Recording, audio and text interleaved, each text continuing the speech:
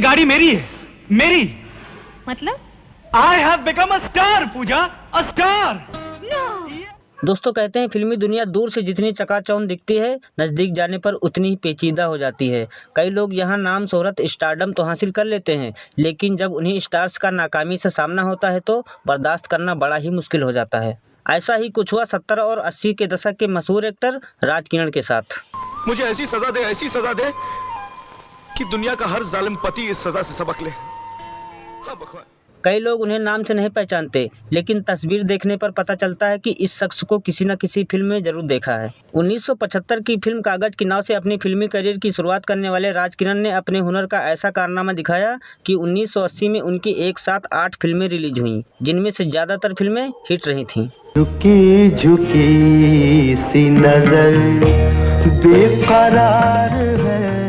कर्ज, अर्थ, घर एक मंदिर जैसी करीब 100 फिल्मों में नजर आए राज किरण को हिंदी सिनेमा के हैंडसम और नम्र स्वभाव के दरिया दिल एक्टर के रूप में देखा जाता था। लेकिन उनकी निजी जिंदगी अपने आप में एक थ्रिलर फिल्म की तरह रही, जिसके क्लाइमेक्स का इंतजार आज भी उनके फैंस को है। अगर उनको मेरी आवाज पसंद आई, मेरे गाने अच्छे लगे और रिकॉर्ड बिकी, तो मैं स्टार बन जाऊंगा, वरना बैक टू मुंडन सेरेमनी। अचानक इंडस्ट्री से गायब हुए राज किरण के कभी अटलांटा के पागल खाने में होने की खबरें आईं, तो कभी अमेरिका में टैक्सी चलाने की। लेकिन वो कहाँ हैं, किस हाल में हैं, शायद ये किसी को नहीं पता। दोस्तों आज के इस वीडियो में बात होगी राज किरण साहब की, जिनकी तलाश आज भी प्राइवेट डिटेक्टिव और न्यूयॉर्क की पुलिस कर रही है। दोस्तों नमस्कार, प्रणाम, मैं सनत एक बार फिर आप सभी का स्वागत करता हूँ आपके अपने यूट्यूब चैनल फिल्मी तांत्रिक पर। ये नहीं हो सकता, मेरा भाई नहीं मर सकता, मेरा देवता, मेरा भगवान नहीं मर सकता। भाभी कह दो ये झूठ है, मेरा भाई नहीं मर सकता। भाभी 19 जून 1949 को मुंबई में एक सिंधी परिवार में जन्मे राज किरण मेहतानी का बचपन से ही फिल्मों में काम करने का शौक था। वो 26 साल के थे जब BR इशारा की फिल्म कागज की नाव में उन्होंने पहली बार कैमरा फेस किया था। इस फिल्म में उनकी हीरोइन थी सारिका जी।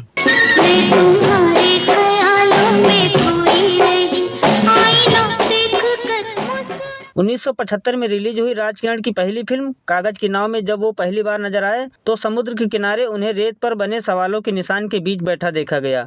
वहीं उनका पहला डायलॉग था, सवाल एक ही है, बस बड़ा हो रहा है, बहुत बड़ा। तब शायद किसी को नहीं पता था कि उनकी पहली स्क्रीनिंग अपीयरेंस में दिखाए गए सवालों के निशान और उनका पहला डायलॉग जिंदगी भर उनके साथ जुड़ा रहेगा। ये सवाल इकट्ठे हो गए हैं।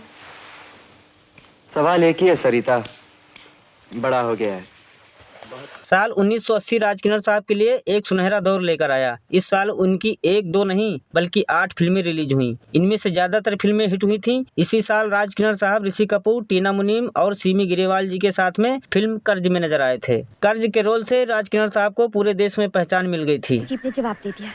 जी नहीं मैडम, दरअसल हमारे जीप ने हमको मौका दिया है थोड़ा सा रोमांस करने का। राज किरण साहब अपनी तरह के इकलौते ऐसे एक्टर थे जिन्होंने सुपरहिट फिल्मों में लीड रोल के साथ साथ सपोर्टिंग रोल करना भी शुरू कर दिया था। मजदूर, घर एक मंदिर, घर हो तो ऐसा जैसी कई फिल्मों में उन्होंने सपोर्टिंग रोल निभाया।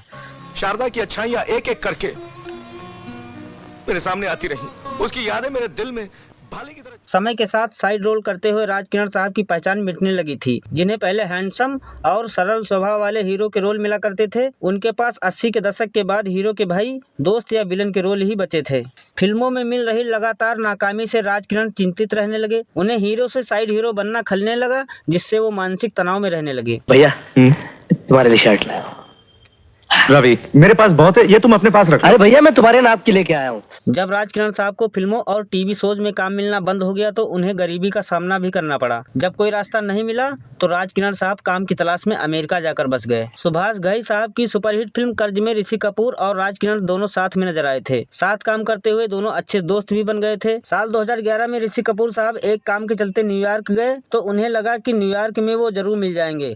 लेकिन जब ऋषि कपूर ने न्यूयॉर्क पहुंचकर उनके भाई गोविंद मेहतानी से संपर्क किया तो उन्हें बताया गया कि राज किरण साहब अटलांटा के एक पागल खाने में हैं। लेकिन गोविंद की इस बात से ऋषि कपूर साहब को तसल्ली नहीं मिली तो उन्होंने उनसे बात करवाने को कहा। लेकिन उनके भाइयों ने नंबर देने और बात करवाने से मना कर दिया। ऋषि कपूर ने न्यूयॉर्क से लौटने के बाद एक इंटरव्यू में बताया था कि जब गोविंद मेहतानी ने मुझे बताया कि वो जिंदा हैं, ये जानकर मुझे बहुत सुकून मिला। लेकिन उन्होंने बताया कि मानसिक बीमारी के चलते वो अटलांटा के एक पागल खाने में है। तो एक कामयाब एक्टर के बारे में ये सुनकर बुरा भी लगा, लेकिन ये सुनकर खुश हूँ कि वो जिंदा हैं। ऋषि कपूर साहब का बयान सामने आने के बाद राज किरण की बेटी ऋषिका ने एक स्टेटमेंट जारी कर बताया कि राज किरण अटलांटा में नहीं है, वो कहाँ है और किस हाल में है ये पता लगाने की कोशिश जारी है। उनका परिवार आज भी प्राइवेट डिटेक्टिव और न्यूयॉर्क की पुलिस की मदद से राज किरण की तलाश कर रहा है। दोस्तों 1997 से आज तक 27 साल बीत गए, लेकिन राज किरण साहब कहाँ हैं, किस हाल में हैं, जिंदा हैं भी या नहीं, इस बात की खबर किसी को नहीं है। खैर, राज किरण साहब जहाँ भी हों सही सलामत हों,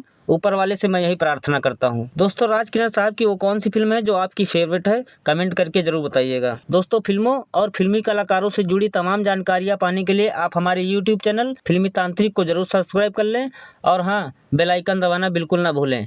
मैं मिलता हूँ आपसे अगले वीडियो में, तब तक के लिए जय हिंद, वंदे मातरम।